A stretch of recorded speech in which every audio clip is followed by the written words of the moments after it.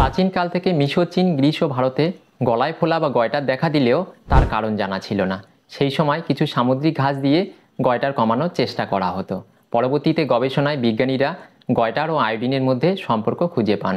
এই গবেষণায় জানা যায় আয়োডিন একটি অতি ক্ষুদ্র খনিজ যা শরীর নিজে তৈরি করতে পারে না, কিন্তু আয়োডিন থাইরয়েড হরমোন তৈরিতে কাজে লাগে।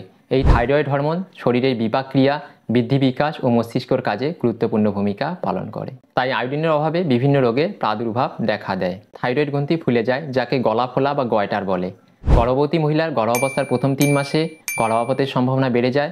গর্ভাবস্থার শেষের 3 মাসে সময়ের আগে প্রসব বা মৃত সন্তান প্রসবের সম্ভাবনা বেড়ে যায়। গর্ভস্থ ভ্রূণ বা শিশুর শারীরিক ও মস্তিষ্কের বিকাশ ব্যাহত হয়, জন্মগত ত্রুটি দেখা দেয়।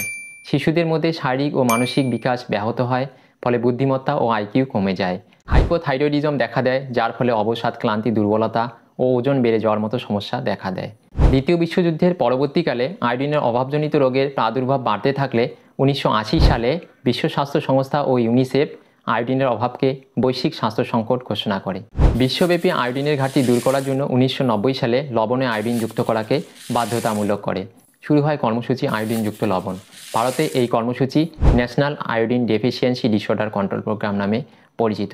এই কর্মসূচির মূল লক্ষ্য হল ভারতের 100% পরিবারের আয়োডিনযুক্ত লবণ ব্যবহার সুনিশ্চিত করা। তাই আয়োডিনের অভাবজনিত রোগের প্রাদুর্ভাবের হাত থেকে বাঁচতে আজই আপনার লবণকে যাচাই করুন আয়োডিনযুক্ত কিনা। ধন্যবাদ।